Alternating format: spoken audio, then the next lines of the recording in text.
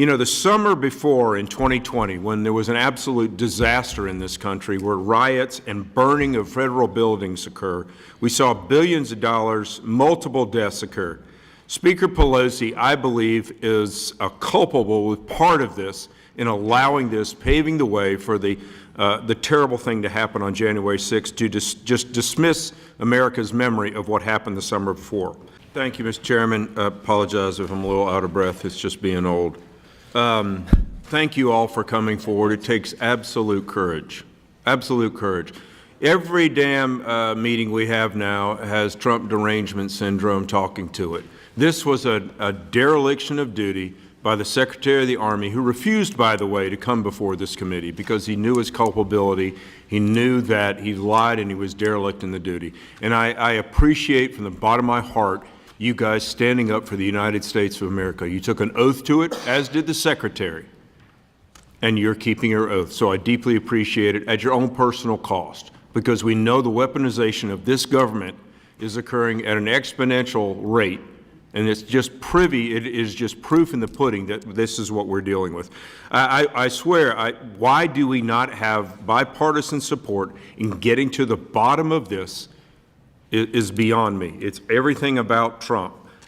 Captain Nick, you know, the summer before in 2020, when there was an absolute disaster in this country where riots and burning of federal buildings occur, we saw billions of dollars, multiple deaths occur.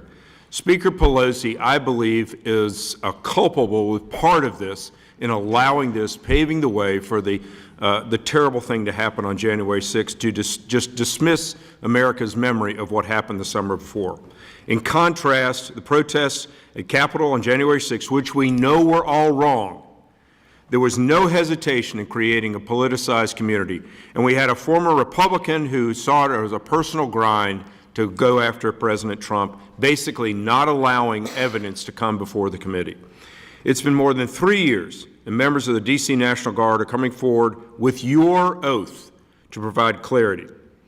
I'll just ask, Captain Nick, in your testimony, you mentioned you were a confidential source for the Select Committee. In addition, you go on to state, my confidentiality was breached to the national media. Would you mind expanding upon that?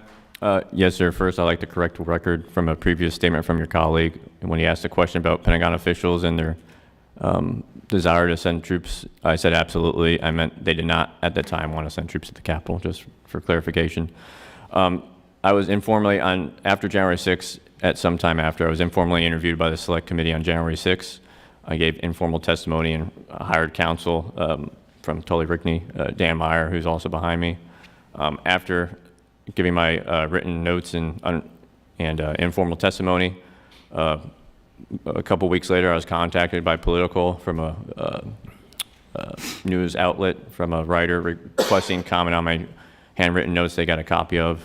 I then contacted Dan, who then contacted the Select Committee to resolve that. But it had to be leaked at some point from probably the Select Committee, because that's the only people I talked to and gave my notes to. It is obviously evident with anybody with an objective eye that the committee was put forth to tell one thing. If that committee had gone in front of anything in a legal department, you would have cross-examination, other witnesses, etc. We never saw any of that to get to the actual truth, which is what all Americans, whether you're which party or not, should believe in doing. Period. Period. I just want to reiterate something. This is actually, I guess, to Colonel Matthews and General Dean. Turning to the matter of security, Secretary of the Army and McCarthy have said the D.C. National Guard was not prepared for immediate deployment. Do you agree with that statement? That statement is false. We were prepared in many ways. We even had backup plans. We call them branches and sequels, right? So not only did we have a force that was at Andrews Air Force Base that was training and doing civil disturbance that weekend, prepared to deploy on that day, that was ready to deploy on that day, we also had traffic control points that were at MPD, and those members had riot control gear in the trunk, not visible to the public, but for their self-protection. In case MPD had to respond, they had the appropriate gear to provide civil disturbance, riot control efforts if needed.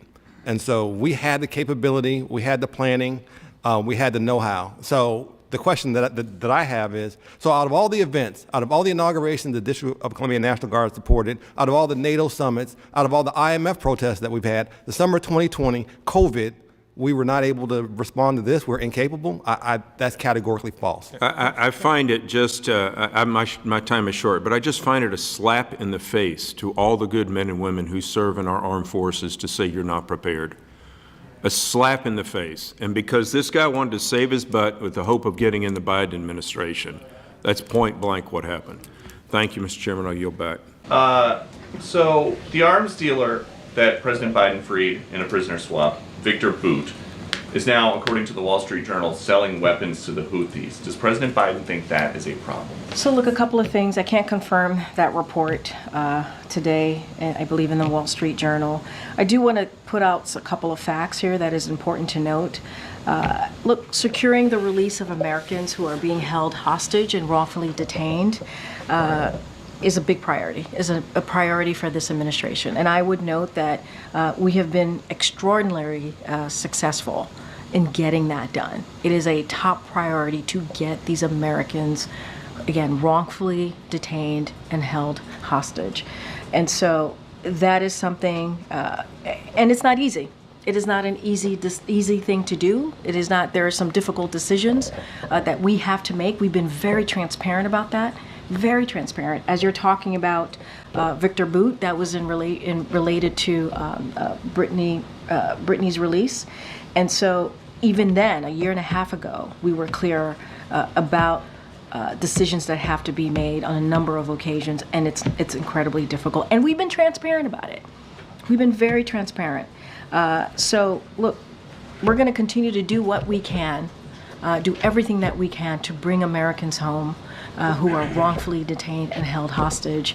And again, frankly, we have had an extraordinary record of doing just that, and that's going to be the president's top priority. And on this issue of funding, the administration has money to send to Lebanon without Congress coming back. But Congress does have to come back to approve money to send to people in North Carolina. Do I have that right? Here's what I'm going to be very clear about. The president and the vice president has had a robust whole of government response to this. Hundreds of millions of dollars. I said it at the top, more than $200 million that we have directly put towards survivors here for disaster help. And that's because of this president's commitment to make sure that we are there for communities that are impacted. We take this very seriously again. We take this very seriously. And before the hurricane hit, we pre-positioned more than 1,500 federal folks on the ground to help. And so we have made sure that every state has gotten their storm requested emergency declaration. They requested it, and we made sure they received it. We've taken this very seriously. More than $200 million that we have provided to the impacted areas. But instead, people want to do disinformation, misinformation, which is dangerous. Because then when folks on the ground hear that, they may not want to ask for the help that they need. That is there for them. That's our focus here. But President Biden is fond of saying, show me your budget and I will tell you what you value. If he's got money for people in Lebanon right now, without Congress having to come back, what does it say about his values? There's not enough money right now for people in North Carolina who need it. That's not misinformation. Wait, no, that is, your whole premise of the question is misinformation, sir. What you do, yes, it's misinformation. Is there money to send to Lebanon right now? I just mentioned to you that we provided more than $200 million to folks who are impacted in the area, and I just shared with you that people are deciding not to. People are deciding not to. Not wait. To Congress that there's not enough money to help people in North Carolina. We're talking about the SBA disaster loan. That's money for people in North Carolina, and that's important. And people in North Carolina need that.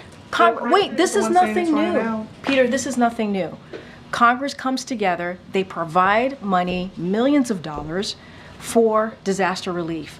We're asking them to do the job that they have been doing for some And I'm reading time. from a letter that President Biden doing sent to for Johnson, some McConnell, time. Schumer, and Jeffries. The president's letter is not misinformation. Would you agree? No, the way you're asking me the question is misinformation. There's money that we are allocating to the impacted areas, and there's money there to help people who truly need it. There are survivors who need the funding, You can't and call it's a question there. that you don't like misinformation. I said That's that, very I actually said we have the money available to help survivors of Hurricane Helene and also Hurricane Milton. Now, there's going to be a shortfall, right? Because we don't know how bad Hurricane Milton is going to be. And so we're going to need additional funding. We're going to need additional That's funding. exactly what I just asked about. And you said it was No. misinformation. What Yes. you're asking me is why Congress needs to come back and do their job. That's what you're asking me. Congress needs to come back and do their job and provide extra assistance, extra funding to disaster relief fund. That's what Congress needs to do, and we're going to continue to urge that. You may not want that, but that's okay. That's what this president wants, and that's what the vice president wants. Thanks, everybody.